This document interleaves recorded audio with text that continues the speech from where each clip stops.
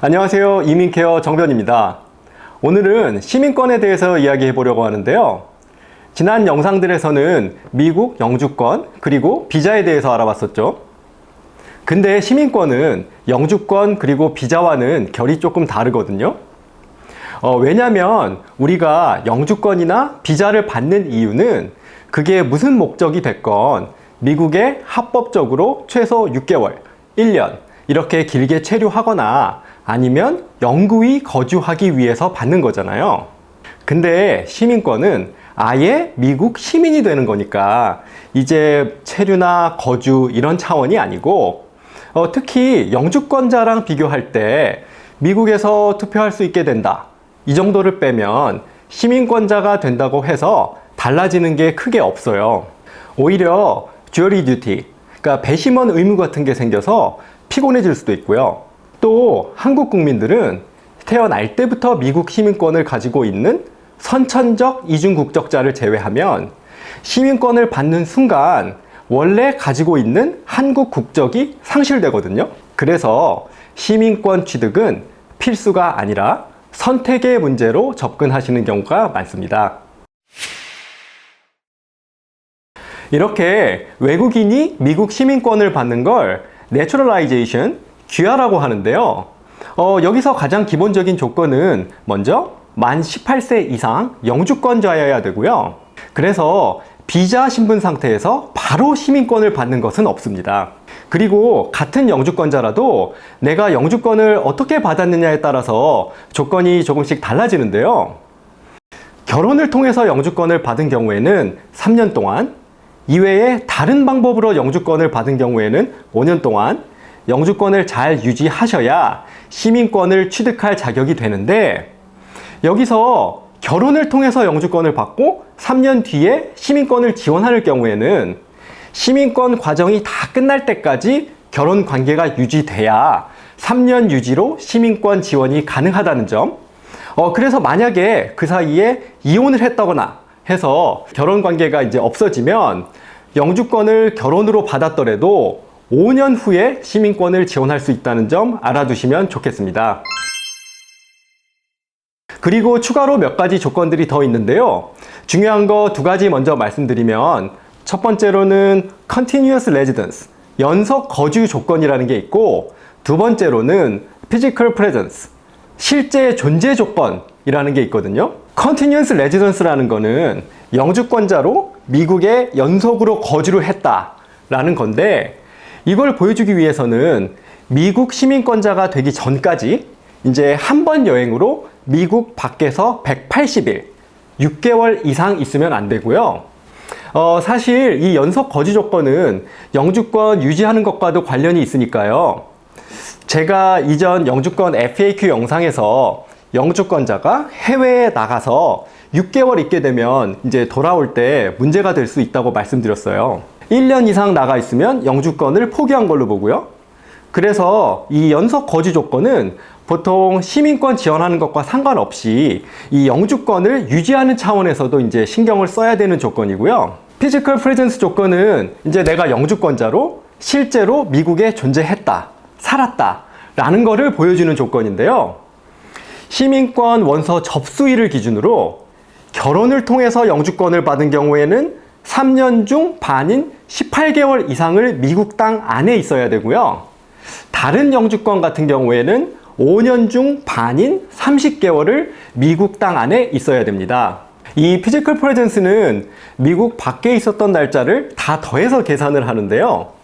방금 말씀드린 컨티뉴어스 레지던스 조건하고 같이 묶어서 내가 한 번 여행으로 미국 밖에 며칠이나 나가 있었는지, 나가 있었던 날짜가 총 얼마인지 계산을 잘 하셔야 시민권을 지원할 수 있는지 없는지 따져볼 수 있겠습니다. 이 두 가지 조건은 미군이나 미 정부 소속으로 해외에서 일을 했다거나 하면 면제가 되는 경우도 있는데요.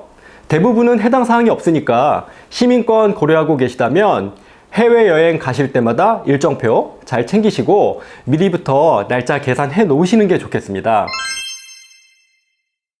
만약 한 번에 6개월 이상 해외에 나가 있다가 왔다거나 미국에 실제로 있었던 날짜가 모자란다거나 아니면 둘 다거나 그러면 이 두 조건이 모두 만족될 때까지 기다렸다가 이제 시민권을 지원해야 되는데요. 두 개 중에 내가 지금 당장 18개월, 30개월 실제로 미국에 있어야 되는 조건이 안 된다라고 하면 시민권 원서를 접수하는 거를 기준으로 그냥 18개월, 30개월을 채운 다음에 지원하면 되니까 이제 이게 간단하죠. 근데 6개월 이상 해외에 있다가 왔기 때문에 안 된다라고 하면 이제 돌아온 이후에 영주권은 살아 있어도 내가 미국에 돌아온 날짜를 기준으로요. 다시 3년 혹은 5년 영주권 유지 조건이 시작된다는 점 알아두셔야겠습니다. 조금 복잡하니까 예를 들어 볼게요. 내가 영주권을 2023년 1월 1일에 받았어요.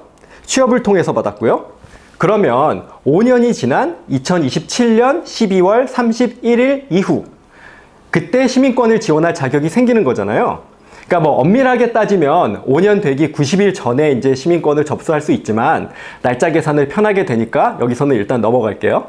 근데 2023년 1월 1일부터 2027년 12월 31일 사이에 내가 미국 땅 안에 있었던 기간이 30개월이 안 돼요.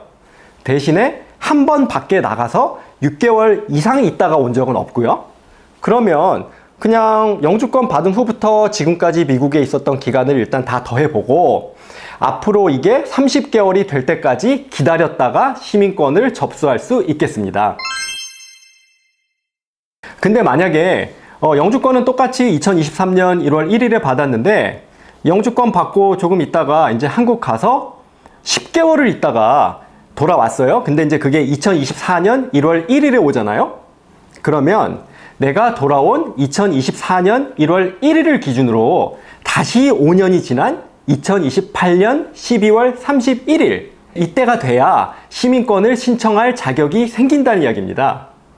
물론 2024년 1월 1일부터 2028년 12월 31일 이 사이에 또 최소 30개월 이상은 미국 땅 안에 있어야 되겠죠. 이렇게 연속 거주가 깨졌을 땐 2년 플러스 하루, 4년 플러스 하루 룰이라는 게 있어서 기존 3년, 5년 이렇게 기다리지 않고 조금 더 빨리 지원할 수 있는 룰이 있기도 한데요. 이게 항상 되는 게 아니기 때문에 그냥 완전하게 원래대로 3년, 5년 기다리시거나 아니면 변호사와 상담하시는 것을 추천드립니다. 다음으로는 시민권을 지원하는 시점에서 내가 살고 있는 주에 최소 3개월 이상 거주했어야 된다라는 조건이 있는데요. 이거는 해당 주의 그 주소지만 잘 유지하고 있으면 되니까 크게 어렵지는 않은 조건입니다.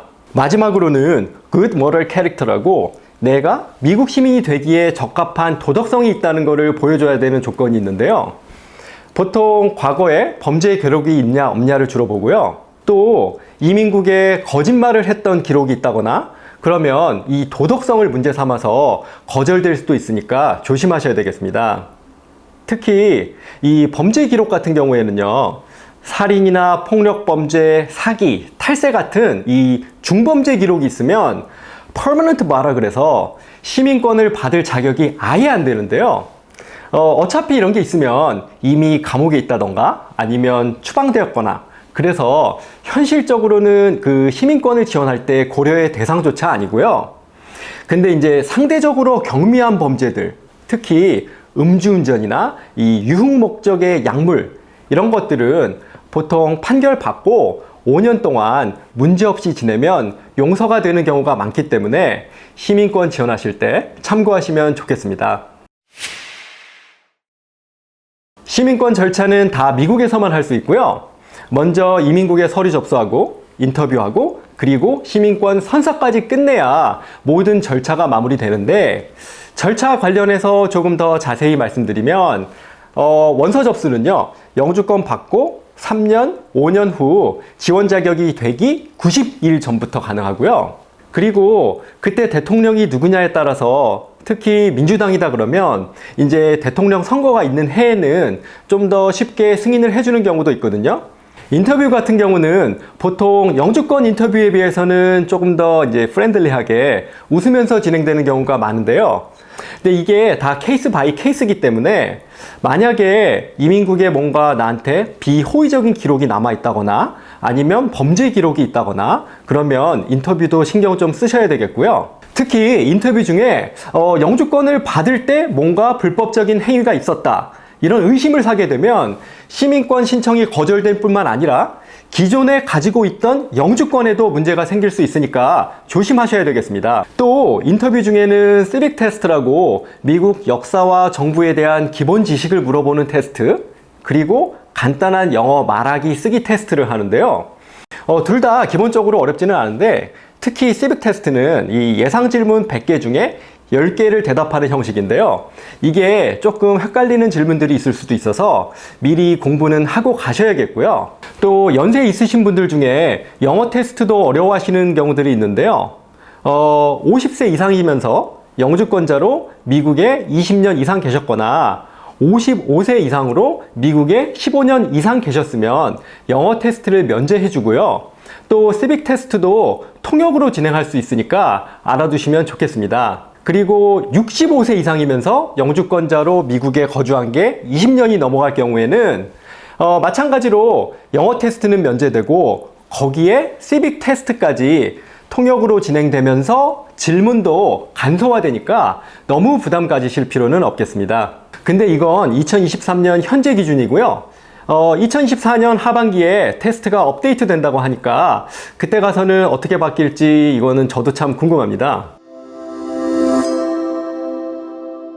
또 시민권 받을 때 이름 바꾸는 거 들어보셨을 텐데 이름은 보통 젊은 분들이 영어 이름으로 많이 바꾸시고 미국에 자리 잡은 지 오래되신 분들은 아무래도 이제 뭐 집문서나 은행 계좌부터 이렇게 하나씩 다 바꾸기가 번거로우니까 그냥 현재 이름 그대로 쓰시는 경우들이 많은데요.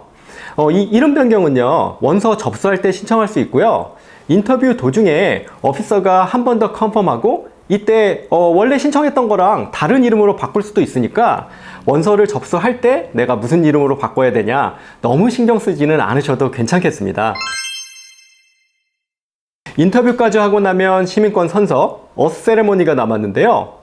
보통 인터뷰 끝날 때 됐다 안 됐다 대부분 바로 알려주고요.